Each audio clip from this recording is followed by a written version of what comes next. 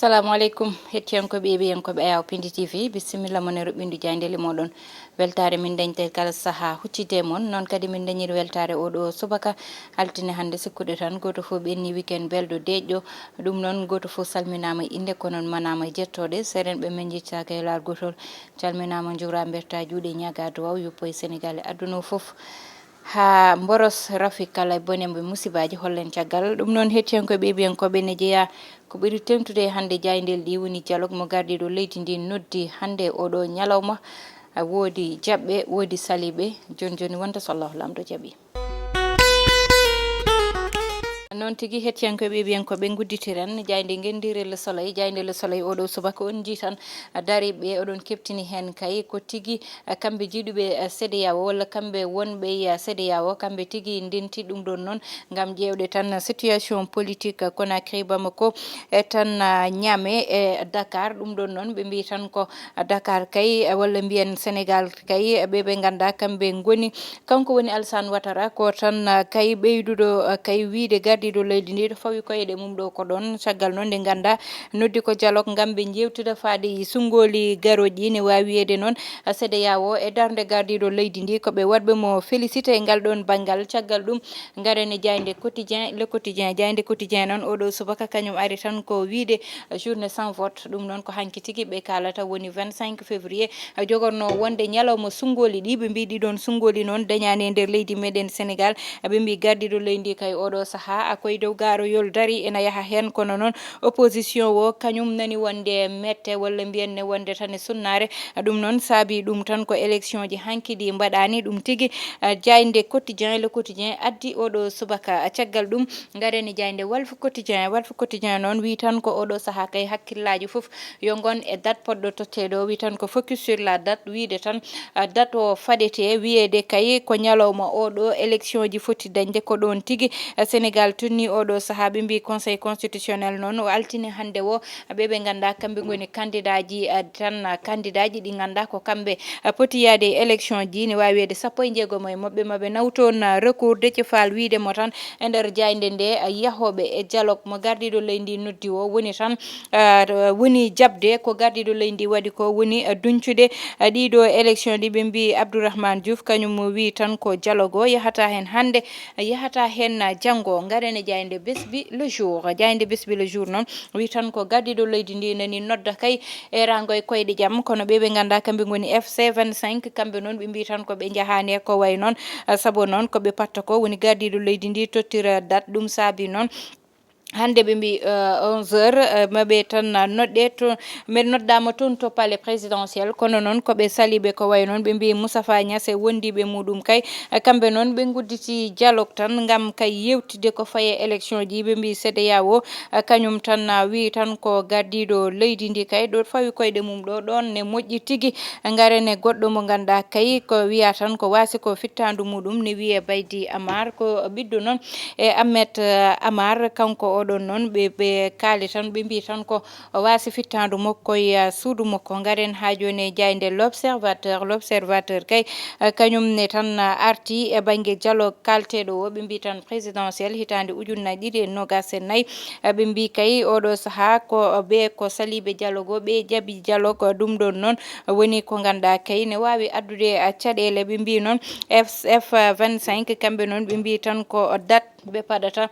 totte ɓe mbawa yaade e sungoli ɗi ɓe mbawa fuɗɗitade kono kay goɗɗum ko ganda ena suuɗi nder woni tan ko oɗon date moɓe patta beele ma wawa tottede law walla wawata wonde ɗon tigui kay namdal ngal woni ɓe gaari kay ko ganduɗa ete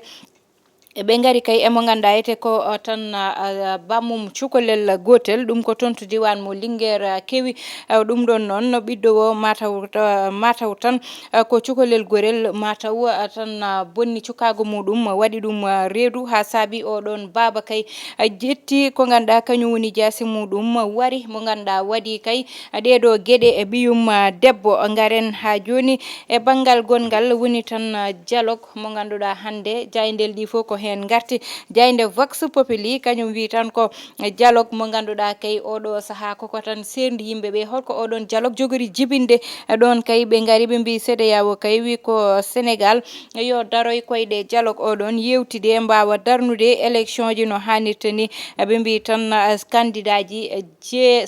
jeegom e 19 kay ɓe jaɓani yaade e dialogue oɗon ɗum noon ɓe mbi tan hewɓe e société civile ɓe jahani kono kay wonɓe ganda kamɓene ɓe jaaɓi yaade ɓe gatti kay oɗo mo ganda wari tan ko suka ɓiyum mo ganduɗa ete kay ko bonnuɗo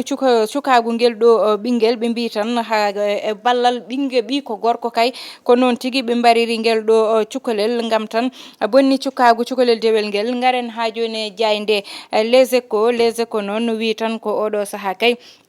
ex Pastef kamɓe kay ɗo joni abine caɗele wasde nanodirde koye mabɓe saabu won wiɓe ni jaade dialogue o ɓe mbiya jadani hen noon saabu noon ɓe jiiɗa tan élection ji ɗi ruttine caggal walla ko tan date mo ganduɗa ne foti tottede wasa tottede ɓe mbi noon gardiɗo leydi ndi kay ko baɗaɗo boycotté mana hewɓe hen e kamɓe lundiɓe koɓe holluɓe mo caggal oɗo saaha ɓe jaɓani erago makko garen ha joni jayde le Dakarois noon wi tan ko CEDEAO waɗi félicité gardiɗo leydi Macky Sall wi tan yo daroy koyɗe dialogue oɗon ɓe jewtida gam tan élection ji wawa dañde no hannirta ni ɓe mbi gardiɗo leydi ndi kay ruttama teddugal ɗum noon koye weekend oɗo wonno wondiɓe makko kolliri tigui tan yidde mumen ha joni e gardiɗo leydi ndi garen ha joni jayde tribune noon kañum wi tan ko oɗo saaha kay élection ji ɗi ɓuuri tan ɓaɗade ko tan ƴettidde walla tan darade wiyede yo waɗe reprise mana yo fuɗɗite guila less faya dow ɗum noon woni tan konguɗi ɗi ganda nani tan e nder jayde tribune ɓe mbi Bougane Gueye Dany kañum wi tan ko jeeyaka e tan ɗiɗo walla tan jeeyaka e ko fayi tan e oɗo dialogue walla notaki erango gardiɗo leydi noddi ɓe gatti ha joni tan e oɗo ɓiɗɗo biyeteɗo Baydy Amar ne woni ɓiɗɗo e Ahmed Amar ɓe mbi tan ko overdose kay ɗum tigui warimo ɗum kay ɓe mbaɗi e ndeɗo jayde nde ganda kañum woni jayde tribune ne anda noon hanki e dimanche o wasi fittandu makko e tan appartement goto garen e jayde libération noon kañum ari tan ko ha joni e nder dialogue noddaɗo e nder leydi meɗen kamɓe noon lundiɓe ɓe mbi tan koɓe nawata recours maɓɓe ko tan to conseil constitutionnel ɗum noon ko tan andude gardiɗo leydi jogorani nangude date ɗum saabi noon koɓe poti wadde ko maɓe mbadɗum kamɓe noon ɓe ganda goni tan Bougane Gueye Dany kañum wi tan ko yadani dialogue yo date o tottire ɓe mbi Abdourahmane Diouf ko way noon wi Djiby Gueye kañum woni chef protocole mo Ousmane Sonko o wi tan ko kamɓe noon ɓe jaɓata hay lawol gotol projet dialogue mo ganduɗa ne wawi addude caɗele ha joni tan Imam Dramé kañum ne tan jeeya koye ex Pastef kanko oɗon noon o wi tan ko dialogue o kay kanko amo yaadi hen ɓe mbi kay Ousseynou Ly kañum ko membre mo cabinet Sonko wi tan ko gardiɗo leydi ndi yo daro e darnude élection ji ɗi no hannirta ni ɗum tigui ɓe gari tan e jayde libération ha joni ɓe gatti konngudi CEDEAO ɓe gari kamɓe foye kuuɓal wiide tan yo dialogue o waɗe beele élection ji mbawa dañde dewɗe lawol ɓe garti ha joni tan e tan mayde walla tan basal mo tan galle tan oɗo mo ganduɗa kanko woni Ahmed Amar wasi caggal nde ganda kanko Ahmed Amar oɗo no wasi no fittandu makko noon ɓi ko gorko oɗo noon rewi hen ɓe mbi tan ko ɓe tawimo koye tan appartement Dakar Plateau omo wasi fittandu makko ɓe mbi élément ji gadani ɗi noon oɗo saaha noon wonɓe ganda kay ɗo joni nane garde à vue ne pawa juuɗe e tan yidde andude e laɓɓinde holko wari oɗo ɓiɗɗo gorko garene jayde stade coftal ɓalli uddata damal e oɗo subaka arde tan e sénégalais ji ganduɗa kay nan toon ɓe mbi Pape Gueye kañum noon arti holliri hoore muɗum tigui e weekend oɗo ɓe mbi Ismaïla Sarr kankone kay o woni passeur mantiniɗo e Elimane kañum noon woni buteur o ɓe mbi noon kamɓe sénégalais ji ɓe kolliri koye mabɓe tigui walla ne wawi wiyede tan ɓe tan pindidi Olympique de Marseille e weekend oɗo woɗɓe ɓe ganda kay kamɓe ne kolliti koye mabɓe walla tan e club aji mumen kañum ne Gana Gueye ne wawi wiyede ko dañɗo gagnande kanko sabali noon ɓe mbi o yiiti tan jaleɗe makko e ndam match mawɗo mo waɗi ɓe mbi ñahate ko buteur Jackson kañum noon dañi tan ko déception manam ko tan kersa dañi hen ɓe mbi Sadio Mané e Diallo kamɓe noon oɗo saaha ɓe jiitani koye mabɓe taw ha joni e nder club aji mabɓe joni wonta gudditen hello wongo so Allahu lamɗo jaaɓi. Noon tigi hettiyankoɓe yeebiyankoɓe garen tan e jayndi quotidien mo ganduɗa ete kañum hanki arti tan e wiide journée sans vote oɗon ñalawma noon hanki mo ganduɗa hewɓe no jooɗi noon e paɗa ɗum gam tan wawa yaade e sungoli no hannirta ni ɗum ɗon noon woni ko ruttina caggal saabi ɗum noon caɗele ɗe ganduɗa mataw tan ƴewtidama caggal ɗum ne kay ne wawi wiyede tan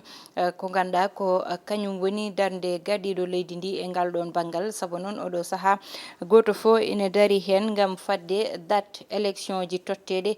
caggal noon ina anda kay assemblée nationale wino ne woota tan projet de loi wiide ina ruttina caggal tan élection ji walla ne ɓeydita jonde gardiɗo leydi ndi ɗo ete ɗum noon constitution o wi wawa wonde jonde gardiɗo leydi ndi hatta tan ko 2 avril walla tan hande waɗi passation de service muɗum e goɗɗo jogorɗo joɗade o ɗum ɗon noon ne wawi wiyede haade ɗo e 2 avril hayso tawi ne anda ina ɓaɗi walla tan natti woɗɗude saabu noon hakkude mars e avril hankkadi natti woɗɗude ne wawi wiyede tan ko hakkude lewru beele ɗiɗon élection ji ma waw dartinede walla oɗon date ma waw dañde namdal ngal fo ma ande saabu gardiɗo leydi ndi wino ko hakkude altine talata ma uddit dialogue oɗon dialogue so udditi ɗum so paari hen noon ko yalti hen ko ma waɗe beele duncete walla processus o ƴettitte ɗum ɗon noon ha yesso ko lawol hettiyankoɓe ɓeebiyankoɓe tottude wonade gongol so Allahu lamɗo jaaɓi banimon debbo Aissata Ndiaye wonno heɗen noen to banggue caméra ko Djiby Dieng to montage ko Ali Fall.